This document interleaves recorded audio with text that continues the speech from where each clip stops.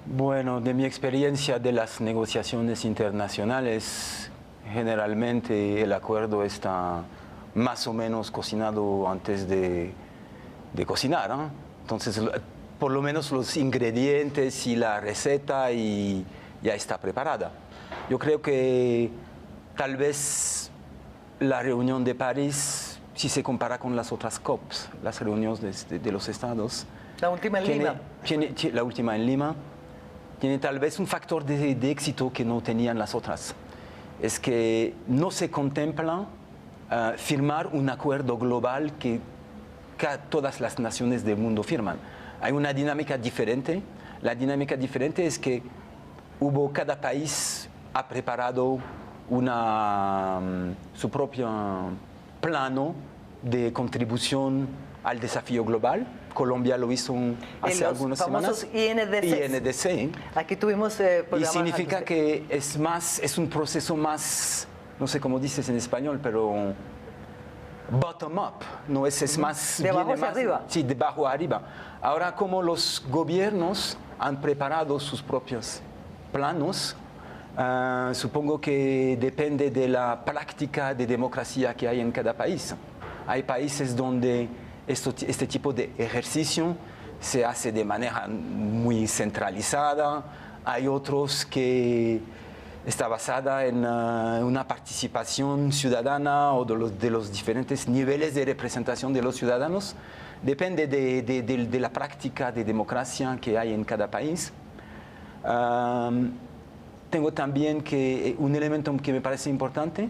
Por la primera vez hay la negociación oficial, que es la negociación oficial, participan solamente los representantes de los estados. De los gobiernos, sí. De los gobiernos, pero al lado de la negociación oficial, y hay puentes entre los diferentes espacios.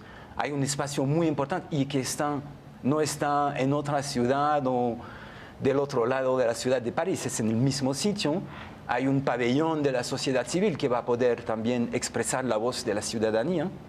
Y también hay un proceso específico para los gobiernos locales y con unos puentes ya casi oficiales entre estos diferentes, digamos, representantes, actores sociales. Y por eso podemos tal vez confiar cambiar un poco la dinámica. Sí, cambiar la dinámica, pero lo más importante va a ser lo que ocurre después de París. Claro, sí, pero él ha dicho algo muy interesante, Maurice Bernard, director de la Agencia Francesa de Desarrollo, y es que recientemente estuvo en el país el embajador Mendelssohn, enviado del canciller francés a las regiones, a la América Latina, y comentó que efectivamente ustedes han cambiado la arquitectura de la COP.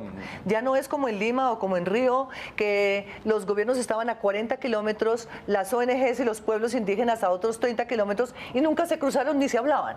Entonces ustedes en Francia, en París, están promoviendo en un espacio institucional, en lo que llaman el aeropuerto de Le Bourget, unos campus donde las delegaciones forzosamente van a tener que poder hablar con los otros actores sociales. Eso es un plus. En ese aeropuerto aterrizó Lindbergh, en el primer viaje que se hizo en avión entre América y Europa.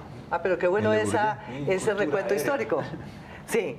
Ahora, ustedes desde las regiones tuvieron que ver o los involucraron en el proceso del informe de país, porque hay un informe de país, como comenta Maurice, que es el INDC, el informe, ese es un acrónimo, como esos acrónimos internacionales de la Convención Marco de Cambio Climático, en que cada país tiene que presentar a la Convención su informe con sus metas y sus propuestas.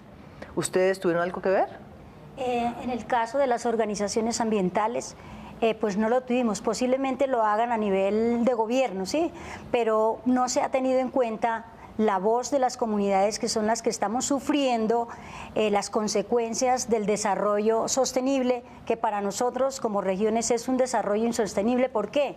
Hablamos de la importancia del agua, de la importancia de proteger ese piedemonte llanero, cuando vemos que el desarrollo llega con actividades de hidrocarburos, en donde tienen que aplanar, acabar con los bosques, con los ecosistemas, con los reservorios de agua, sin tener en cuenta que la cordillera oriental tiene unas particulares excepcionales para la vida humana, animal y vegetal, y si no la cuidamos, no la protegemos y el desarrollo no lo tiene en cuenta, esto no solamente afecta a los llanos orientales, afecta también a las ciudades y afecta al mundo entero, porque la Macarena es un área especial prácticamente para la humanidad entera, y si tenemos en cuenta, nos trasladamos un poquito, concesionando la selva del Chocó, afectando la selva amazónica, que es el pulmón del mundo, entonces ahí es donde esta COP debe tener en cuenta y corregir y mirar cómo detenemos este deterioro ambiental que nos va a afectar a todos. Entonces, nuestro clamor es ese, que allí en París se tenga en cuenta que todo no se puede convertir en desarrollo industrial, que también debe existir unos espacios que deben ser de protección total para seguir conservando un aire limpio, unos suelos fértiles para producir comida y así todos los ecosistemas, porque no solamente estaríamos deteriorando y acabando con la vida humana, sino también la animal y la vegetal. Si Bogotá tiene su desarrollo puesto en el agua, porque sin el agua no puede expandirse, no puede tener un desarrollo acorde, pensando en que su población va a crecer muchísimo, teniendo en cuenta que va a sacar la segunda etapa de agua para traerla del Piedemonte y del páramo Sumapaz, y a la vez hay un desarrollo que va a afectar esos reservorios de agua, entonces, ¿cómo podría Bogotá estar hablando de un desarrollo si está afectando lo vital que va a ser el motor para el desarrollo? Pero esas son las preocupaciones de las comunidades que están viviendo en carne propia esos problemas, esas contradicciones del modelo de desarrollo. Gustavo, modelo de desarrollo. ¿Y podemos seguir hablando de sostenibilidad? ¿Qué tan viables son esos ODS, Objetivos de Desarrollo Sostenible, que se están discutiendo además en Nueva York? Mire, Margarita, yo quiero sin soslayar la pregunta, pero allá podemos llegar, resaltar una coincidencia, además, que ocurre en estos días del equinoccio, donde, aunque aquí no somos un país de estaciones, pero de todas maneras lo sentimos, y es esta época del año que hay ahora en septiembre una y en marzo otra, cuando la duración del día y la de la noche son exactamente iguales, es como el momento de mayor armonía del yin y el yang. Y se da una coincidencia absolutamente, digamos, sorprendente y yo creo que muy grata, y es la noticia de que en los diálogos de La Habana se ha avanzado un paso muy importante, inclusive una de las, digamos, de las noticias que nos dan también es que ambos lados de la negociación han acordado que en marzo, o sea, en el próximo equinoccio, tiene que haber ya la firma de la paz.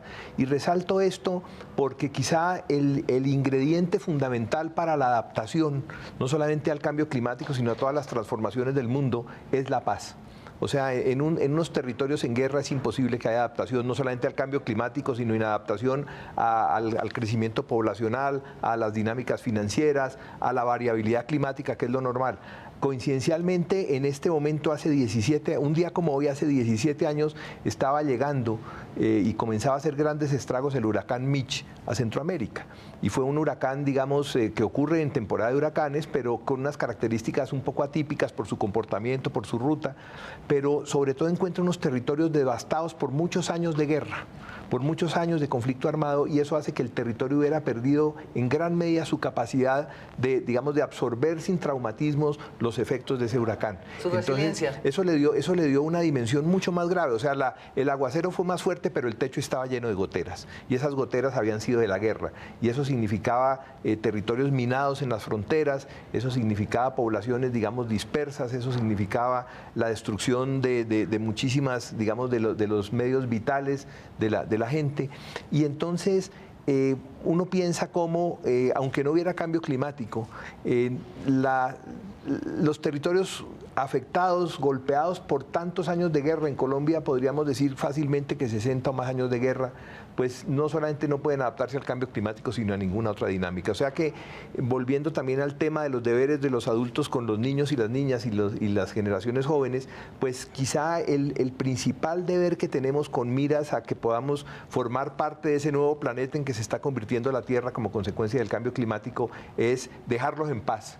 dejarlos en paz no solamente no sobarles más la vida, sino realmente dejarles un territorio donde sea posible que germine la semilla de la paz. Por supuesto, los acuerdos que se firmen en La Habana no van a generar automáticamente la paz. Se va a dar inicio a lo que yo he llamado el paz-conflicto, que son nuevos y posiblemente más complejos conflictos, pero que ojalá podamos transformar sin matarnos unos a otros. Y creo que ese es un paso importantísimo en el camino de la adaptación al cambio climático. Eso me hace pensar en el tema de la crisis humanitaria que está viviendo Europa, que todos sabemos a través de los medios cómo hay una migración del sur hacia el norte, afectando una serie de países, camino a camino a Alemania, camino a los países escandinavos, buscando un mejor vivir. Maurice, la COP se está dando en medio de esta crisis humanitaria internacional y sobre todo que por primera vez en muchos años afecta a Europa. ¿Cómo lo ven desde Francia? Bueno, quiero responder a las dos preguntas, también a los objetivos de desarrollo sostenible, sí, y de la misma manera esta pregunta sobre, digamos, el momentum o la comunicación que se hace hoy. Los principios de desarrollo sostenible existen, el concepto, desde el inicio de los años 60. Fueron reconocidos al nivel internacional en 1987 con el programa de las Naciones Unidas sobre el medio ambiente y el relatorio de la señora Brundtland. Bueno, entre la emergencia del concepto y el reconocimiento del concepto, una generación, 30 años. Vamos a tomar más de 30 años para que estos conceptos se reconocen en el discurso de políticas nacionales y en Nueva York en 1 o 2 semanas. Vemos que entre la conciencia ciudadana sobre un problema y la acción política hay 1, 2, tal vez 3 generaciones. El asunto de la migración que usted menciona, si hoy el mundo está muy sensibilizado porque hubo fotos muy emocionantes, pero tengo que decir que en los 10 últimos años, cada año hay 1.500 personas que mueren cruzando el mar Mediterráneo y que este problema de migración no es un... No es ahora. Sí, es ahora, pero no empieza ahora. Y de una manera u otra, nosotros como Banco de Desarrollo del Estado francés, la finalidad de la solidaridad entre los gobiernos de los países industrializados y el trabajo de la ayuda al desarrollo de los países es una finalidad que tiene un interés mutual. Por supuesto, es ayudar a los países y mejorar las condiciones de vida, pero también tiene un interés para los países que proveen estos recursos.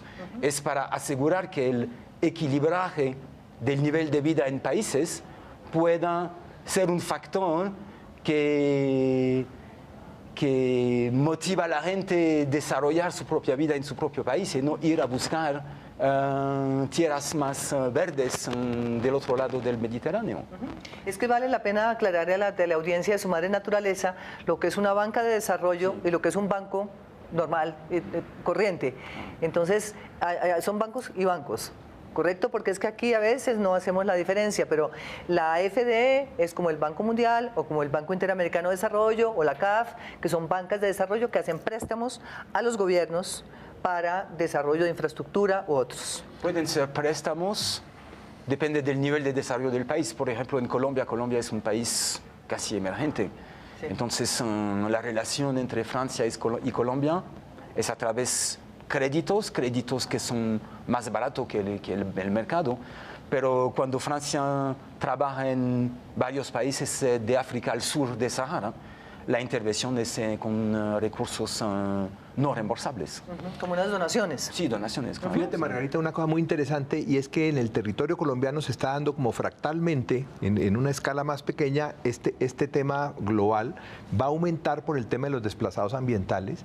Y aquí tuvimos unos días muy dramáticos en que, digamos, el Sistema Nacional Ambiental, el Sistema de Gestión del Riesgo y en general la opinión estaba como pendiente simultáneamente de incendios forestales en una cantidad enorme de municipios del país, pero en otros sitios había inundaciones, en otros sitios había deslizamientos y al mismo tiempo estaba la crisis fronteriza que se había generado entre Colombia y Venezuela. Y entonces el cambio climático pues ya está ocurriendo, pero esto era una especie como de trailers, como de cortos de la película que viene hacia adelante, donde todo ese tipo de cosas se dan al mismo tiempo, todas se dan juntas y entonces, digamos, por una parte eso nos muestra cómo todas estas, digamos, dinámicas enlazadas unas con otras ya comenzaron, pero las vamos a ir viendo cada vez más graves. Y Maurice mencionaba ahora una cosa muy importante y es cómo en los países que hoy están generando, digamos, grandes migraciones hacia Europa, lo fundamental ahí es garantizar calidad de vida, desarrollo endógeno, es decir, desarrollo diseñado por y para las necesidades y cosmovisiones de esos países, y eso también se está dando en Colombia. Si miramos las zonas de riesgo de las grandes ciudades, donde la gente está habitando en laderas que no deberían estar ocupadas para habitación humana, orillas de ríos donde no debería haber asentamientos humanos, resulta que la mayor parte de la gente es gente desplazada del campo. Gente cuyas desplazado por la violencia de la guerra o por la violencia estructural que hace que las oportunidades del campesino cada vez sean menos y que la única posibilidad de vida es urbanizarse, pero en esas condiciones tan precarias. Hay una frase de Jorge Velosa que yo siempre repito, que viva los campesinos y que los dejen vivir, que el campo sin campesinos existe sin existir.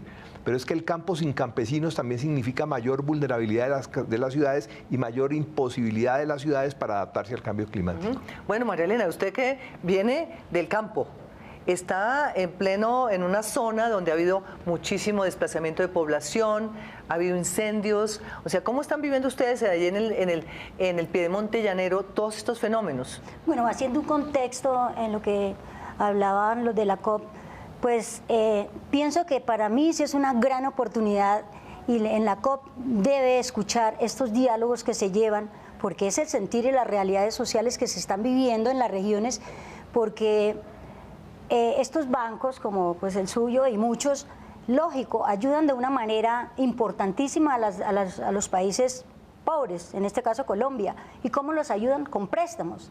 Y cada día el país se endeuda más. Y cada día el desarrollo que viene de esos países, de diferentes países desarrollados, llegan a estos países pobres con su desarrollo a llevar materias primas, como el oro, el carbón, los metales, hierro, etcétera, etcétera, y no están teniendo en cuenta las gentes que habitan esos territorios. Entonces esto está generando desplazamiento de comunidades, porque estos proyectos o contratos o títulos mineros traen consigo una ley, la 1274 del 2009, que es de Colombia, y dice que hay expropiación. O sea, si yo tengo mi finca, pues desafortunadamente si hay un título o un proyecto y hay que darle prioridad al que tiene ese título y expropian a la persona. Entonces eso me parece muy delicado, porque antes de llegar a estos títulos las personas ocupan un espacio, los animales un espacio, los sitios para sembrar comida, para cultivar, son propios. Caso específico, los Llanos Orientales se le denominaba la despensa de alimentos para Bogotá, para Corabastos, era la que surtía. Hoy en día, de Corabastos tienen que llevar los alimentos a estas regiones, porque las industrias palmeras, que es para biocombustible, porque es de industria, caso de la minería, caso de los hidrocarburos, pues están ocupando esos espacios, las mejores tierras, los mejores suelos para sembrar alimentos, están siendo ocupados para la industria, pero más delicado aún es que estamos dañando los acuíferos subterráneos. Tenemos un potencial hídrico que va desde el Piedemonte Llanero hasta el Metica.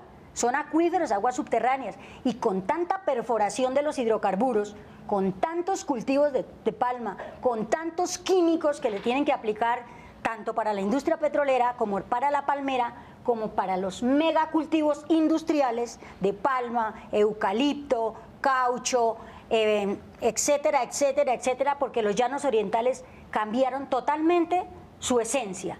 Entonces eso nos preocupa, por eso yo sí tengo confianza en que a través de mi amigo es una voz que va a llegar allá, y lo que va a llegar a la COP debe reflexionar a estos países poderosos en que ellos siempre han firmado tratados, otro tratado, y los resultados no se ven, y muchos de ellos ni siquiera lo firman, como Estados Unidos y Kioto. No lo firman porque no se comprometen con los daños que están dejando. Vamos a ver una pausa y ya volvemos, porque necesitamos ver cómo estos nuevos actores frente a los cambios del clima pueden realmente hacer llegar su voz a las respectivas delegaciones de país.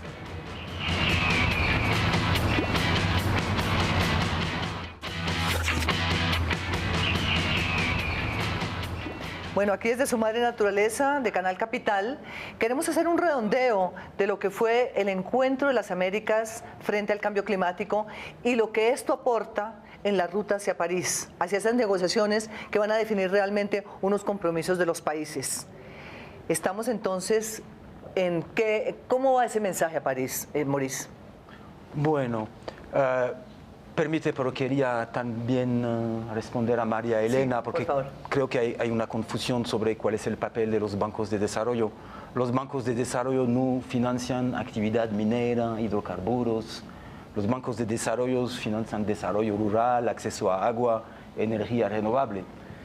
Y trabajan, es verdad, principalmente con los gobiernos nacionales, gobiernos locales, y con más dificultad directamente con las comunidades. Ahora, la contribución para ver cuál sería la contribución del encuentro de las Américas frente al cambio climático a la COP21, hay que ver el contenido de la Carta de Bogotá.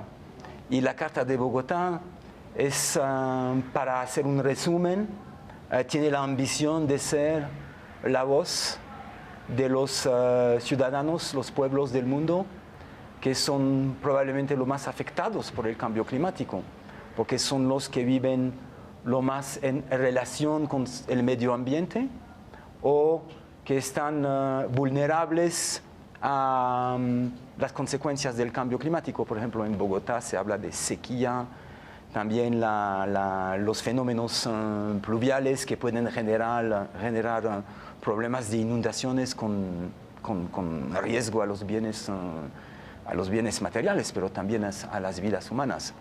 Y me parece que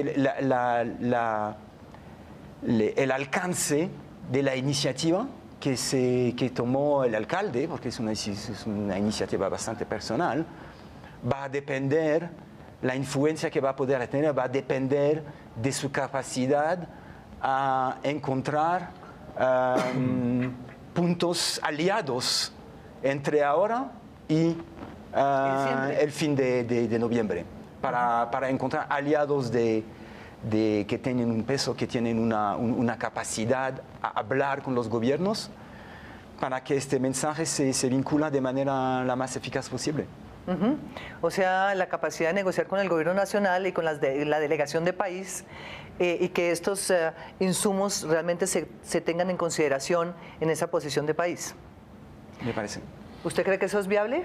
¿Es posible? Bueno, es que en las condiciones actuales. Digamos, tomemos el ejemplo de la encíclica Laudato Si, que está teniendo un enorme revuelo. Y yo nunca me había como interesado en temas de papa. Yo antes no creía ni papa, ahora creo papa. Y, Papa Francisco. Y Papa Francisco, y me comencé a instalar antenas cuando vi que se había había adoptado Francisco como nombre. Me entero, por ejemplo, que en los años 60 Pablo VI había escrito unas encíclicas, se había hecho conferencias en la FAO, por ejemplo, con un contenido muy parecido a este, pero eso fue intrascendente. ¿Cuál es el cambio en este momento? Es que la tierra está hablando muy fuerte. Tú hablas ahora de actores del territorio, actores en las negociaciones.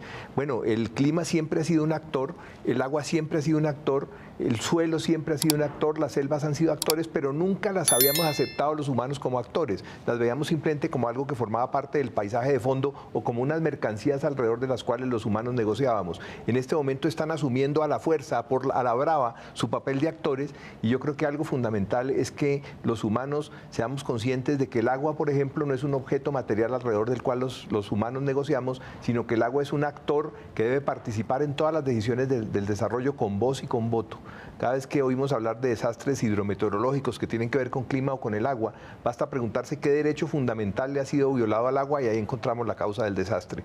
O sea, creo que ese es uno de los avances y creo que muchísimas de estas, digamos, proclamas desde las organizaciones humanas, desde sectores, inclusive de la economía, desde muchísimas, digamos, fuentes, la Iglesia Católica, otras iglesias, ya mencionamos esto, van a ser oídas porque la voz de la tierra está en este momento diciendo, párenles bolas porque tienen razón, esto es en serio. ¿Y la voz de la Orinoquia? La voz de la Orinoquia, decirle a Maurice que cuando me referí no es que ustedes hagan préstamo a la industria, hacen préstamo a los países para salir de la crisis. Entonces cada día los países se endeudan más. En cuanto a la Orinoquia, me parece que este ejercicio que se hizo en la cumbre ha sido algo demasiado importante. Felicitar al alcalde de Bogotá, porque no es fácil hacer o convocar a tantas personas y a ustedes también que la financiaron. Es importante porque a veces estos países desarrollados que se reúnen a tomar las decisiones del desarrollo económico, pues ellos quizá no habían tenido la oportunidad de escuchar la voz de los que no tienen voz. ¿Quiénes son? Los pueblos más desprotegidos, los animales, la fauna y la flora. Entonces, qué bueno que en esta ocasión llegue ese mensaje allá a la COP de cómo podemos articular en ese desarrollo económico el deterioro de un desarrollo insostenible que se está causando, y ellos posiblemente están pensando que están con un desarrollo económico sostenible cuando las realidades son otras. Entonces me parece excelente esa articulación que se hizo a nivel local, nacional, regional e internacional, porque muchos países vinieron, nos escucharon a nosotros los pueblos que sufrimos las consecuencias, que yo no diría que en ese término de adaptarnos al cambio climático debemos cambiarlo es por evitar que continúe el cambio climático, porque es que los seres humanos lo estamos propiciando, no es el clima, no nosotros, no debemos adaptarnos, debemos evitar a que se siga deteriorando el cambio climático. ¿Cómo? Acordémonos que tenemos sitios estratégicos, sitios productores de agua, productores de oxígeno como la selva amazónica. Entonces es como llegar a esos puntos y tenerlos en consideración ahí en la COP. Y sabemos que estamos seguros que sí, porque en última estos países la van a dirigir seres humanos. Y estos seres humanos todos requerimos del agua. Y el agua es indispensable para el desarrollo humano, animal y vegetal. Además estamos hechos de agua. Correcto, el 75% es agua. Un último mensaje, Maurice Bernard, a la teleaudiencia de Su Madre Naturaleza. Sí, tal vez el último mensaje que quería compartir con ustedes no es como director de la AfD, pero tal vez como activista ambiental. Mi religión es el medio ambiente. Y es cierto que, bueno, el mensaje del Papa o el mensaje de la Carta de Bogotá que dice que hay que cambiar de paradigma, que hay que cambiar de modo societal, que no podemos continuar, que sea a través del clima, que sea a través la amenaza sobre la biodiversidad, el medio ambiente en general. No podemos continuar con un modelo de sociedad que está tan ligado al consumo de recursos naturales. Entonces, ¿qué hay? Pero este desafío es un desafío de civilización y no sabemos si la inteligencia de la humanidad va a permitir que tomamos las medidas antes que sea demasiado tarde, o si vamos a esperar que haya crisis, caos y sabemos lo que resulta de esta situación antes de cambiar. ¿Seremos capaces? Decíamos ahora estamos hechos de agua. Como decía un amigo, el agua es una jodida. Y entonces algo de eso habremos heredado nosotros. Y ahí está la esperanza. A veces uno mira en el campo racional como que no hay mucha esperanza. Pero cuando uno logra conectarse con lo esencial de la vida, y en lo esencial de la vida está ese ser vivo que es el agua, entonces yo espero que realmente la vida nos vaya marcando el camino y nos permita superar esta crisis que la vida ya ha atravesado en otros momentos. Solamente que ahora lo que no tenemos es mucho tiempo, ni nos podemos dar el lujo que se ha dado la vida en otros momentos en que desaparecen miles de especies. Nuestra nuestra responsabilidad ética, política, es con ese prodigio de la naturaleza que es el ser humano, pero que al mismo tiempo es la peor de las plagas que han existido sobre la Tierra. Y que no tenemos que esperar que lleguen esos momentos, porque la naturaleza es tan perfecta que nos lo ha dado todo. Época de invierno, época de verano. Y nosotros los seres humanos estamos cambiando ese ciclo natural. Bueno, esto es para salir de este impasse, de esta crisis de civilización, con esperanza y con paz. Hasta pronto.